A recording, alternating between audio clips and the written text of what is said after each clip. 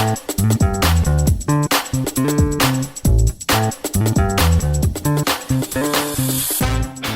Property Podcast comes to you with thanks to our friends at Trafalgar Square Finance, leading independent specialists in mortgages and all types of property finance. Whether it's buy-to-let, development or bridging finance, Trafalgar Square can help you organise your funding for your next property project. Exclusively to listeners of Your Property Podcast, Trafalgar Square offer a free one-to-one consultation. So whether you are a portfolio landlord looking to raise funds on your existing portfolio, or if you're just starting out and want to find out if you are eligible for a buy-to-let mortgage, Trafalgar Square Finance can help. It's easy to book with one of their experienced consultants by simply visiting yourpropertynetwork.co.uk/finance. You can find this link in the show notes for more details. Hello and welcome back to Your Property Podcast. My name is Michelle Cairns, and with us today we have got Martin Rapley. Hi, Martin. Hello, Michelle. It's really good to be here with you. Absolutely fantastic to have you. A long-time friend of YPN in various formats through the magazine, obviously writing lots of articles over the years for us there. And I say more recently, but it's actually been, we're probably coming up to about 3 years in our development training program, which for people who don't know, it's called Total Development. And it's property development training for investors at every stage, whether they are just starting out or way further down the line. And you are our resident expert in that, and with your experience of 20 plus years in the construction industry through project management and various different roles, so a huge range of just experience. And I think I'm going to kind of tee everyone up to just listen out for not just your project management experience and working with builders, etc., but also in the context of property investors. And I think that's where you've got a very unique position. So how did you kind of transition from working just purely in construction and then working with property investors? Let's start there. Yeah, well, I suppose as with a lot of these things, it starts off as a bit of an accident, really. I was running my own construction company, really struggling to find clients because this was 2011, 2012. We were coming out of a recession. I went to a networking event and someone said, "Oh, well, there's a property networking event. You might want to go along to that. They'll be looking for builders." So I went along to one of those meetings and was given the opportunity to stand up and introduce myself, and very quickly found that a builder in a property meeting, there's a queue forming of people that want to talk to you about potential schemes. And through that, and just through a bit of luck more than anything, I found that all of my clients were actually property investors at one point, at a point where I was, first of all, starting to get a little bit fed up managing building projects, which I'd been doing for well over 20 years by then. And also at a point where I started to realise that I had this 20-something years of experience, which largely the other people at property meetings didn't have. I hadn't realised that I had this knowledge that largely other people didn't have. So it was the start of 2013 where actually, through a number of circumstances, I'd had 5 really good projects that I'd failed to win for very silly little reasons. Like one guy got stuck in Saudi Arabia with a visa problem and couldn't come back to meet me, and just little things. And it was that, and struggling to find work, realizing I'd got this knowledge. And it was like, well, maybe I should become a consultant working with property investors and change direction in my career, which was kind of how it came about in the end. And you're right there. There aren't many builders in property meetings, and it's quite surprising, really, isn't it? So, why do you think that is? I think partly builders are not networkers per se. Some builders do network, but they're aware of the morning, the breakfast networking meetings. Property investing meetings largely are in the evening. That's builders are doing their paperwork, doing their admin down the pub with the family in the evening, because they're not thinking that they need to develop the business that much. And largely, builders, I think, can pretty much get work. Certainly at the moment they can. Back when it was quiet, when I set my business up, you'd never set it up at the end of a recession as I did, but that was what came about. And I didn't know how to get work. I'd set up a business and I didn't know how to get work. I just thought I would work it out. That's how hacked off I was in the company I was at, to be honest. And I thought I'd just work it out. And it was just, I went to a networking event, breakfast, started meeting people, realised the benefits of that, realised I needed to go to other networking events. That's what led to the property ones.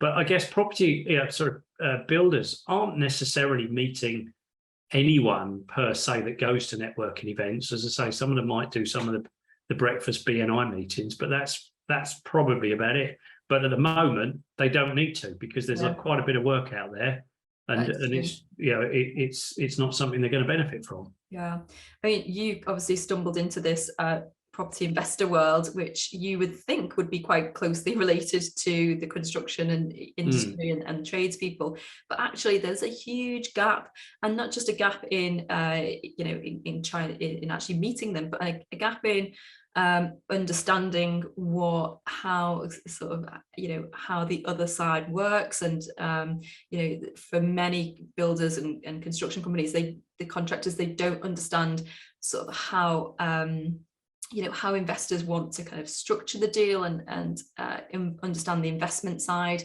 and vice versa. Many property investors, first of all, they don't even know where to find a builder, let alone a good one. That's the question I always get asked is, where can I find a great builder? How do you think that people can kind of bridge that gap? And let's start off with the question of where can people find a great builder? I think the thing about property investing is a sphere on itself. Construction is another sphere, and what I realised was that there was an opportunity to bring the two together. I didn't know about property investing. I did actually have a buy-to-let flat. We'd had a flat for about 15 years, but we'd literally just bought a flat that kind of ticked some boxes when we had some spare cash years before, and let it plod along. We'd refinanced it and got the money out and spent it on a new, on a better holiday and a new car and things like that, rather than investing, because that wasn't how we were thinking. And it was me wanting to kind of merge the two together that led me to look into learning and understanding what a property investor, what a property investor looked like, because I didn't know. What's really interesting in hindsight is, looking back, I actually worked for a huge number of property investors as a building contractor. I just didn't really know what they were and how they stood out. But I look back and I definitely did a fair amount of work for property investors over the years, although I did a lot of commercial work as well. So I started working on myself really to work out, how did I explain 30-something years of my experience? How did I put that over to property investors in a way that was really easy for them to understand? And then that led me to think, well, actually, what do I know? And how do I teach at a basic level? Because I'd previously been teaching consultants and other people within construction, but of course, largely they'd come through with some kind of construction qualification, degree or experience. And so that just got me thinking about, what are the fundamental questions? What are the basic things that property investors need to know? And that's, as you say, the first question I always get asked is, how do I find a good builder? And it was like, well, how do I find a good builder? I've been doing it, but how can I explain that to other people? What are the easy ways to break this down? Because of course, when I worked for a building contractor, we largely had tradesmen approaching us on a regular basis, looking for work. They'd write to their local contractor. And so, of course, whilst we did have to find builders, largely we didn't need to work too hard at it. What I realised was a lot of it was doing research and due diligence and getting rid of the people that clearly weren't going to be able to supply. And then it was right, okay, well, how can I take my knowledge and break it down to a level that is right for property investors? And that's when I started talking about the benefits of going to networking meetings and getting recommendations and referrals and Google searches and walking around the streets and just looking, for signboards and opportunities to meet builders. And so me coming over into property investing worlds was kind of very much, I've got this knowledge, but how do I actually get it out to a lot of people who haven't got the technical skills? How do I simplify it in a way that I'm not making it so simple that it feels like I'm undersimplifying it, but how do I simplify it enough that those people that haven't got the skills can understand what we're talking about? Yeah. So you mentioned a few ways there of how people can find great builders, referrals and property networking meetings, etc. And I know that you and also kind of eliminating the ones that you don't want to work with is a big part of it as well. So it's kind of like the process of elimination leads you to the better builders. And you presented once on how to be a great client. So not just how to find a great builder, but how you can position yourself as a great client and therefore attract the great, the best builders or the best contractors. So I think, it'd just be really interesting just to touch on that, because it's something that people really miss very often, how they just miss that out, and therefore they turn a great builder into like a terrible one, right? Yeah, and I think sadly some people set off to turn good builders into bad builders, but I think there's a number of people that accidentally do that because they haven't given the builder the opportunity to excel in the first place, because they don't really know what they need to do to help the builder excel. And the common thing that I see is, I teach property investors to think about their credibility. And their credibility is demonstrated by going to a builder with pretty good knowledge as to what you want. You don't need to be an expert on how it is delivered. That's for the builder and maybe your architect to sort out. But you need to know what you want, because this is going to be your property. You're going to sell it or rent it to make some money. And the builder wants to pretty much come in, start the project, build it out, deliver it all to a good standard and hand it back to you. He doesn't want to be asking lots of questions. And he doesn't want to be making decisions, because he might make the wrong decisions. And then there's a dispute. And, I put the sink here because I always put the sink under the kitchen window is a good argument. But in an HMO, that might not be the best location for it, because we might want to put the table there or something like that. So builders don't want to get into dispute. So one of the things I teach is to actually tell builders exactly what you want up front. Because when I was on the other side of the camp as a builder or managing building projects, by the way, I've never had any, I've got some tools, but I'm not a builder with tools. I'm a manager, I'm a quantity surveyor. But when I was busy and we were pricing projects, if we were too busy, we had to be selective as to which projects we priced. And the ones that we kicked out first were the ones that looked wishy-washy, ill thought out, where we thought we were going to have trouble with clients. And whereas the ones that were well thought out, had decent information, decent documentation, they were the ones that we would largely price. What does that look like, decent documentation? What do people need to prepare for their first meeting with a builder? So to get a quality price from a builder, you need some quality drawings, not planning permission drawings, building regulation drawings. Or if you're not doing a particularly specialist project, but for instance, you want some walls moved, or you want an ensuite put into a bedroom, then you can do it on some of the free software online to do that. But at least something that gives them an indication as to what you want to achieve, and a schedule of works that tells them what you want in there. This is the style of door I want. This is the kind of handle I need. Even these are the paint colours that I want.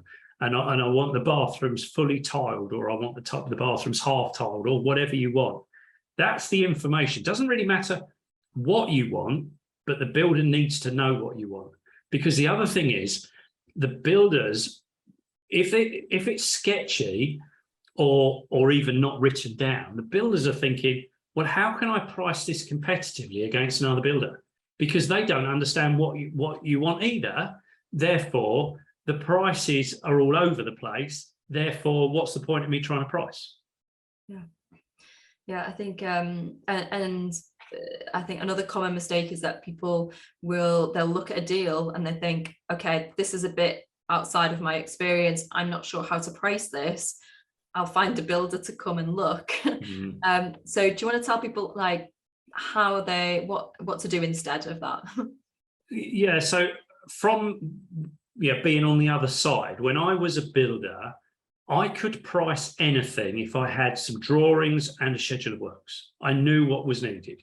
There was often other bits of documentation in it, but largely I could price anything. What I realized was that, particularly back in my early days, I didn't have massive technical knowledge as to how things were built. Much later on, I picked that up as we went through, but I didn't necessarily know how things were built. So a lot of builders don't actually understand the technical side of building because they're following the instructions. They've got a drawing that tells them how to build, how deep to build the foundations, what construction they need for a wall, when things might need a fire escape or a fire alarm, when we might need to put in acoustic insulation. Now, so builders don't really need to know that information. They just need to know how to follow the instructions. You don't need to know absolutely everything. So it was only later on where I got involved in some specialist construction work where I was actually specifying how to do repairs in the end. So it got to a point where I had to learn how buildings went together. So now what I say to property investors is largely builders are not good at pricing speculatively. So if they walk around a property and you say, I want to refurbish this property, well, to what standard and what are we aiming for? And they're probably not property investors, so they don't know what an HMO is or quite what you might want in a typical HMO. And they also don't always look deeper than just the basics. And I've worked with builders that haven't understood why some of the work's needed, particularly in HMOs. Why are we putting acoustic ceilings up in this 10-bedroom HMO? Well, that's because it's part of the building regulations, but I wouldn't necessarily expect them to know that because that's not their core skill. They know how to put the ceiling up. They know what the products are they need, but they don't necessarily need to know where to put it. So my advice is largely you want to avoid working with builders to give you prices for projects that you're thinking of buying. That's slightly different if you've got a good relationship with the builder, and particularly if you've worked with the builder over a number of years, you'll know that you can trust them. But literally phoning someone up off the internet and saying, meet me around this property, Saturday afternoon type thing. The thing is, the builders are going to spot that you don't own it. And I learned this when I was running a building business. I learned very quickly that if I didn't ask the right questions, I was wasting my time at a property that potentially the investor would never buy.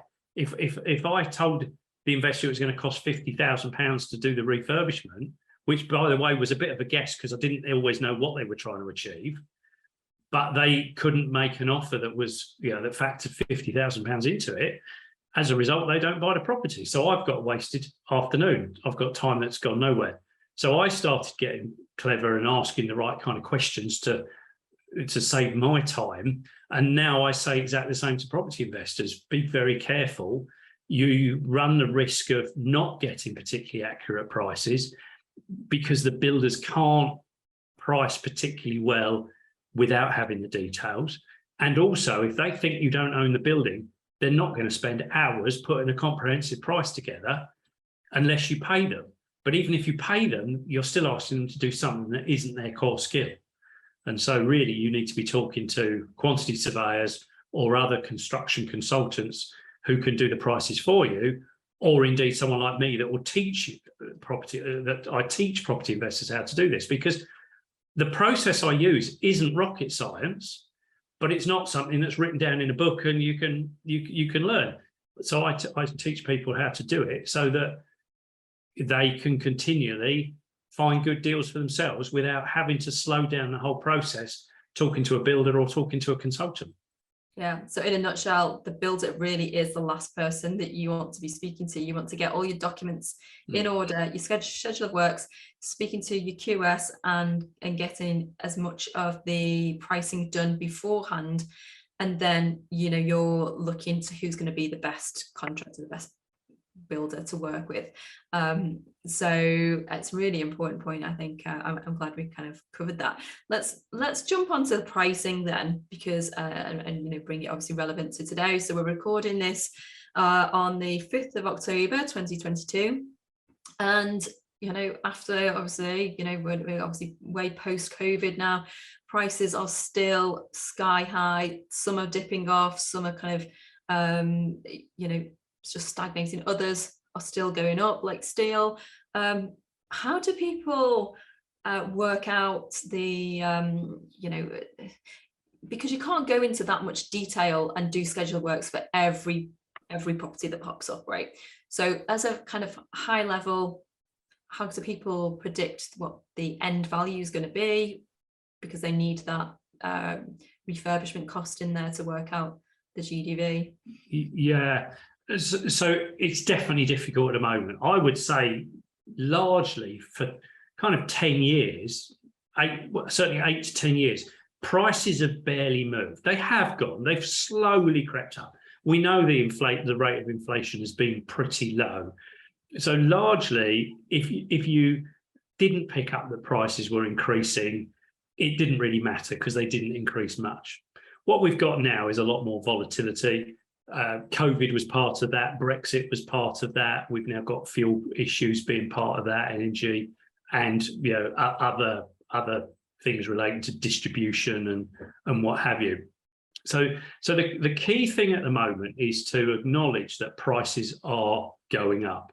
Now, that isn't necessarily overly serious if the end values are going up as well, because everything goes up, and in reality, the gap between gets greater. Right. So over this last really 12 months or so, although prices have gone up, material prices and labour prices have gone up, the value of our properties have gone up more. So it didn't really matter. Where it really starts to matter is if we start to find that property values don't go up any further, which is perhaps now where we're heading. Maybe not straight away, but perhaps by Christmas, we're going to find that the property values level off, maybe even start to drop a little bit into 2023. Whereas at the moment, materials are still, you know, still creeping up. So if you're putting together a budget today for a property that you're thinking of making an offer on today, bear in mind that it could be 6 months before you've got a builder to start working on that site. So you've got to keep your finger on the pulse as to what's happening with the markets. And we hear about steel skyrocketing, but all the time steel skyrocketing, there's other products that are barely moving. So some products, and the one that really leaps out is carpet and floor finishes. Those prices have barely changed because they just don't seem to be affected by the other factors. So the average, whilst you might hear steel 30%, is that 30%? What's over what period is that 30%? It could well be 12 months. And other things are barely moving. So the net effect over 12 months might only be, say, 8%, 10%. You can generally get a bit of a steer by look at the websites, look at the publications relating to construction. So come out of property investing world and look at construction investing world. Talk to merchants, talk to builders. Merchants will definitely give you an idea of what they're aware of. But of course, with things like steel, timber's a bit volatile at the moment, concrete's volatile at the moment.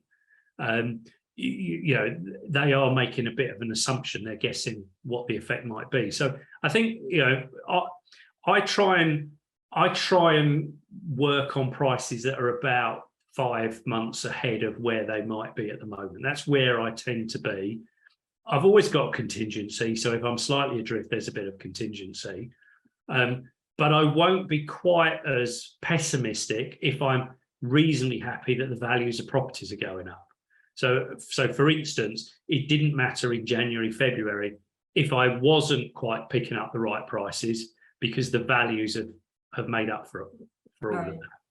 So if there's lots of talk of recession at the moment, and that, you know, property prices are looking to dip, whether they will or not, you know, we haven't got a crystal ball, but that's what the general consensus is. So what people need to do then is go to QS, get the you know, the pricing as accurate as they can for the next 5 months, and then have a bit of contingency. Do you think is that the best route? I think so. The thing with this is it's not an exact science. Yeah. You know, there's an element of gut feeling here, because I'm working from my experience. When I'm working out budgets, it's all just from experience. It's based on quotes that I've seen come in from builders for similar things, and I'm just keeping an eye on, you know, where prices are going. But my belief is, if you put enough detail and put enough effort into building up your prices, you'll have a few prices where you put a budget that's a bit on the high side, and you'll have a few that are a bit on the low side. And generally across the board, you will be reasonably close. And for a long time, I would say, I mean, I was pretty good at getting budgets right for a long time. Pretty much, you know, we'd do a budget, we'd get builders' quotes in a few months later on, and it was like, wow, that's, you know, that's within £10,000 of what we thought. I'll confess now that is getting harder and harder to do, because the prices are so volatile. And, you know, if you've got a project that is particularly reliant on concrete and steel, for instance, you're going to have a massive spike in that. And I'm seeing contractors, so this is on the other side, I'm seeing contractors who have underpriced the delivery of the project because they took prices, you know, 6 months ago, and are now putting in and buying these products where the prices have gone up, and some of them are getting themselves in trouble.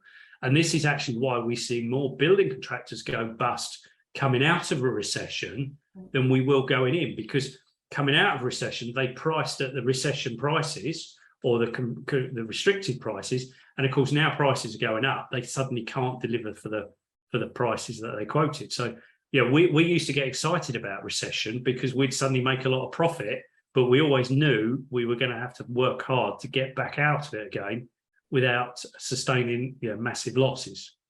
And okay, so when people are looking to work with builders and having that contract in place, do you think it's better to go with a fixed price then, given what's going on, or just a sort of estimated quote? Yeah, so when I first came into construction, which was back in the 80s, we didn't have so many fixed price contracts then, because prices were quite volatile. And we used to work out these things called fluctuations at the end of the month, and we'd apply indices across it to work out what the fluctuations dealt with. And then prices settled down, and so we pretty much went to fixed price contracts. I've not really seen anyone talking about fluctuations coming back in, but it would make some sense. And I'm certainly seeing builders that are cautious about giving fixed prices, or they're giving fixed prices for some elements of the work, but saying this element is going to have to be on invoice, particularly steel. I've got that at the moment. So we're certainly starting to see that as a bit of a challenge coming back. And whether we get to full fluctuations, I don't know. But I think what I'm seeing now is builders are much more aware of the potential problem.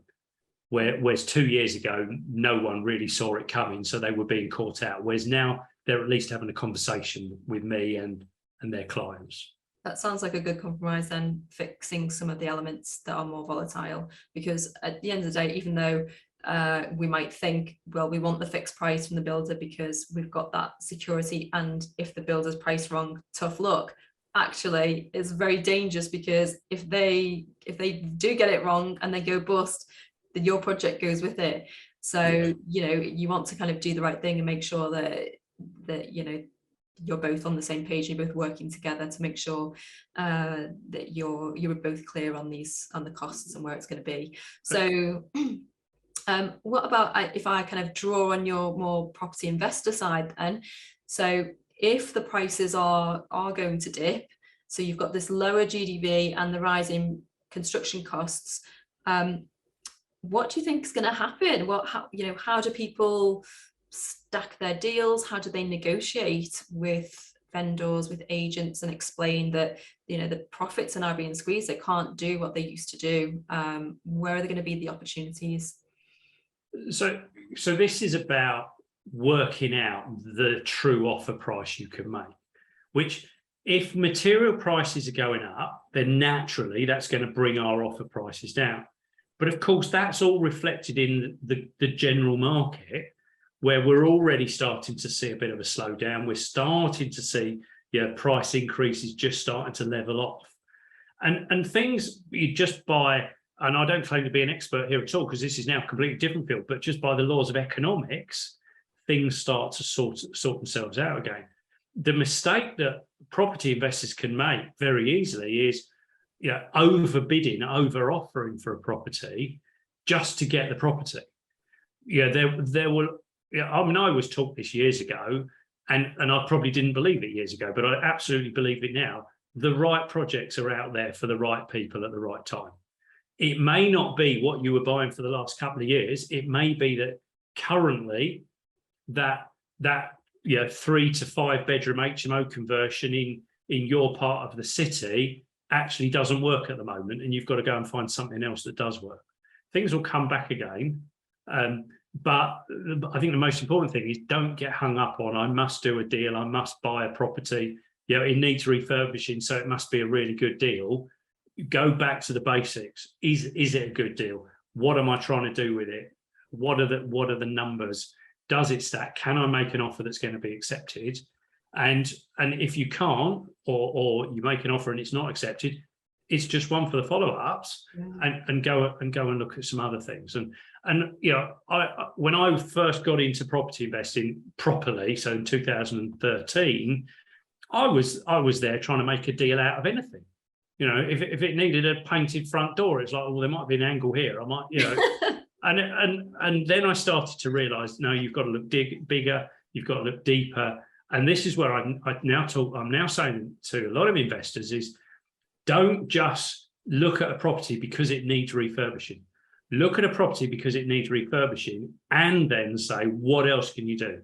Can I reconfigure it and get some better value from it? Maybe that's the house to HMO conversion or a commercial to residential conversion. Can I build an extension to it? Can I change the use of it? Can I extend a lease on a short lease flat or something like that? What can I do to add more than one string of profit to it? And I think at the moment, I'm quite excited about the market at the moment, by the way, because I think it's going to see off a lot of real amateur investors. Yeah. And we could do with some of them falling by the wayside. But those that are switched on and those that are knowledgeable, and to be honest, everyone who's listening to this podcast, really, because you've all committed to learn something, and it's not just me you're learning from, it's other people. So I'm talking about all the people that aren't reading YPN magazine, aren't on these podcasts, aren't coming to the networking events, but are trying to be property investors. They're the ones that we could do with seeing out of the market. And then those of us that are left that are working hard, educated to some extent in what they're doing, the right opportunities will open up at the right time. Yeah. And when you're working with investors, and you have done for many years now, what are the patterns what are the patterns that you notice with the people who do succeed and the ones that don't? So what common mistakes are people making, and what are the people who succeed, what are they doing differently?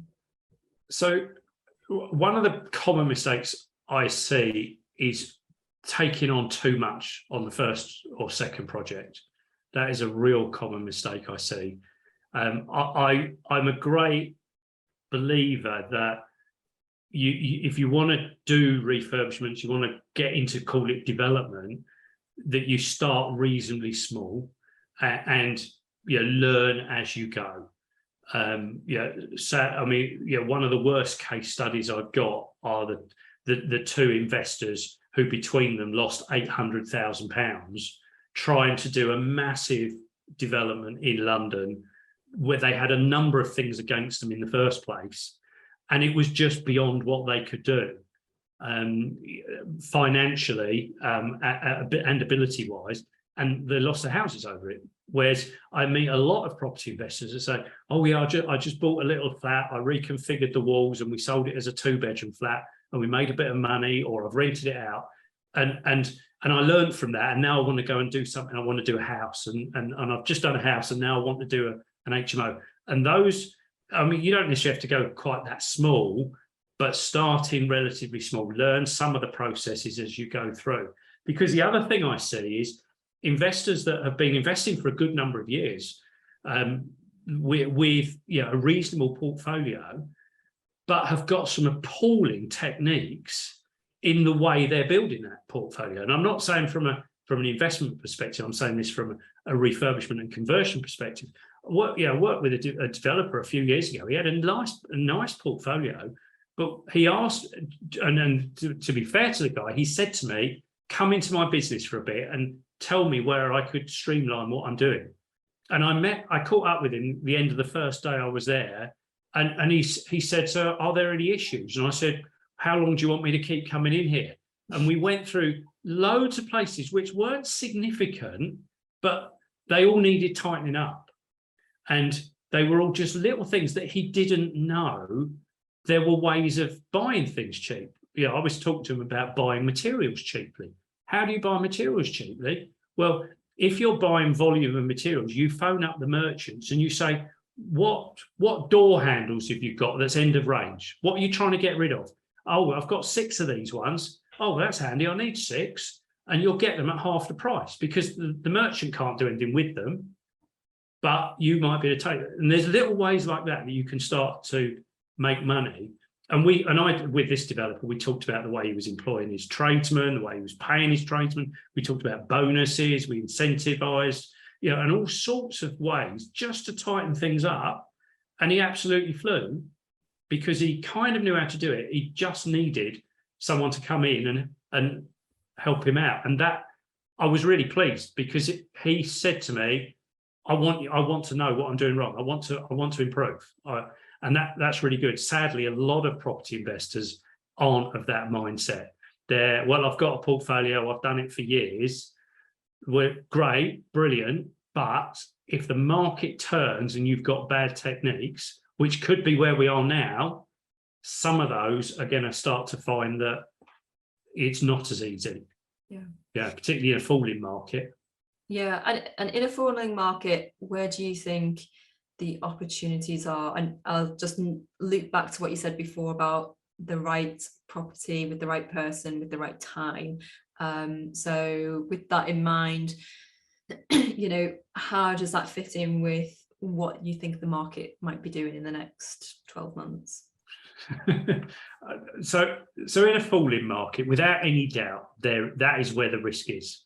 And it may be that in the initial fall, you go with caution, but if it starts falling off too much, you've got to probably get control of properties rather than buy them. You're probably onto lease options and methods like that, rather than actually buying them, or potentially buying them, holding them as they are, or with a very small refurbishment, with a view of doing something more significant in the future when you know that the market can sustain it.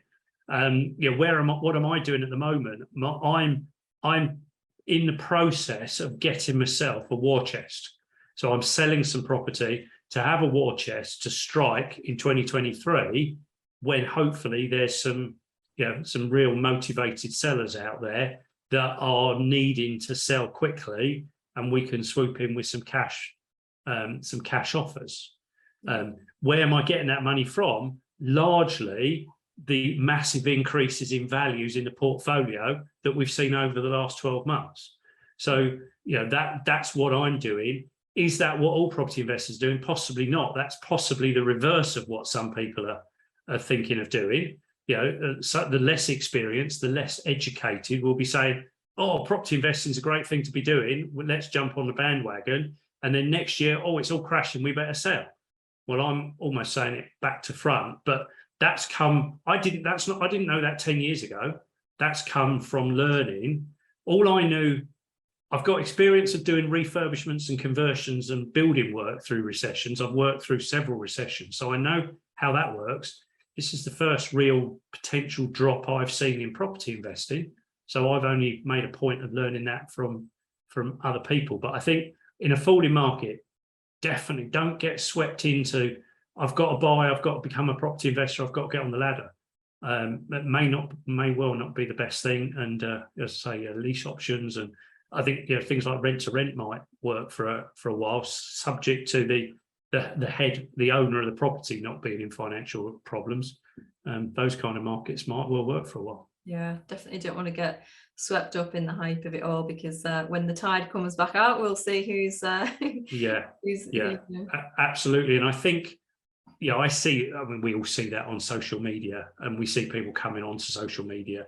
I've got to buy a property. I've been told property investing is the place to be. And it's, as soon as it's, I've got to buy a property and I can't afford to miss out. And that is concerning.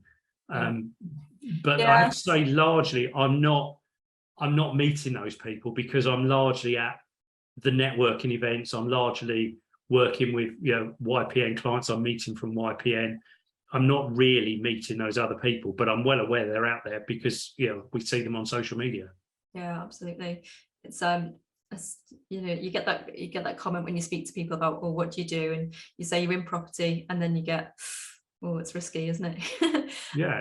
And you have to kind of say, well, actually, it's the person that can be risky. It's not the property. That the property is just bricks and mortar that doesn't hold any risk. It's how your own risk tolerance, how you approach the deal, all your due diligence, and as you say, getting educated, being in the right circles, taking note of other people, what they've done through different receptions as well, and battening down the hatches.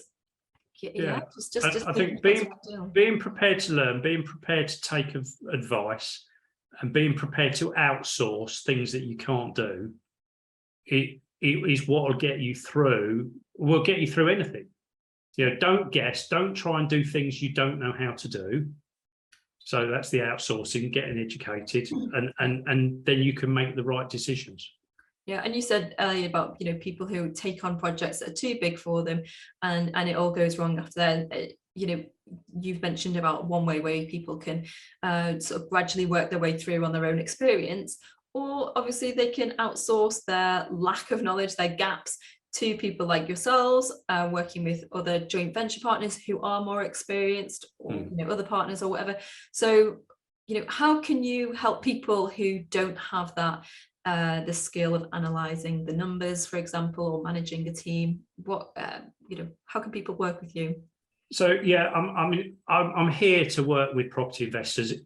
To some extent, it frustrates me that I've got this knowledge and no one, I don't say no one, but a number of people don't ask for the help. So I've got a number of ways that property investors can join with me.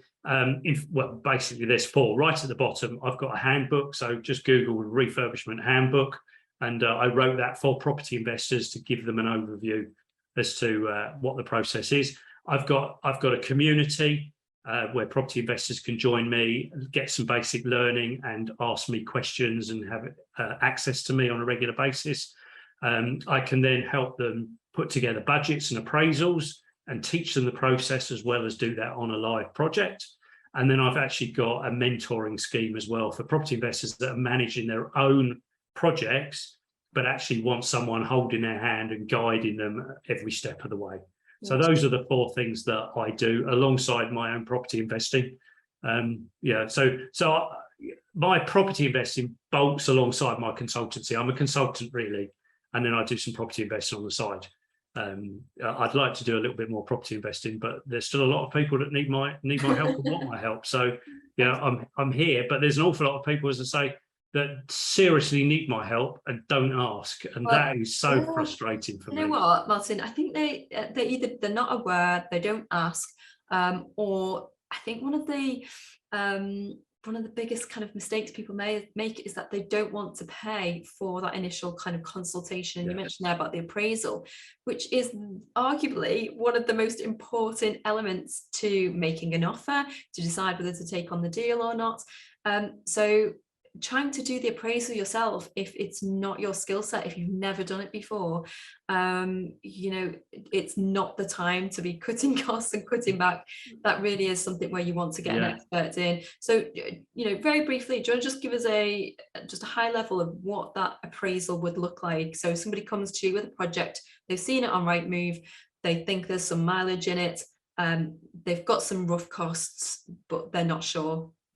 What can you do? So, and this is typical of where it starts from. I get sent a Rightmove plan, sometimes with a link to it on the website, sometimes with a plan with some red pencil over the top saying, I think I can build an extension here and move this wall here, and build an ensuite and what have you. What can we do? And that's where we start from. So from that Rightmove plan and an idea of what investors want to achieve, I can teach investors how to put together a budget for that project. So not only teach, but obviously we'll also end up with the answer for that particular project, which is the method of breaking down the works that are needed into manageable chunks that we can put realistic prices against. But I also then talk about the risks in a project, so that we've got awareness of what we're taking on. And some of those risks might be that great that we actually want to get someone else to come in and give us some guidance. For instance, we've got big structural cracks. We need to probably speak to a structural engineer before we move forwards any further, or we make an offer subject to a structural engineer's report or something like that. So I'll talk about risks, I'll talk about the consultants, I'll talk about the likely duration of the project. And I challenge investors to think about what they're doing with the property at the end. Who is going to live in this property at the end? So that we are focusing on what are we actually going to deliver. And as I say, that takes about an hour and a half to 2 hours to do that. And largely we can work backwards, because if we know what that end value is and we know what all the costs are, the figure at the bottom of the page effectively is the price that the investor can offer for this property. And just whilst we're talking about this, sadly, I get a lot of property investors who have already bought the property when they get this process carried out. And I would say, and I've been doing this for 10 years now, and some months I can easily do 4 of these a month. I would say 70% plus of the deals that I get bought do not stack at all and are miles away from ever stacking. Some of them don't stack straight away, but we can find ways and we can look at some creative ways, or we can say, oh, this would stack if you could just do this or negotiate the price down. That's fine. Some of them are absolutely miles away from it, and 70% of them probably are.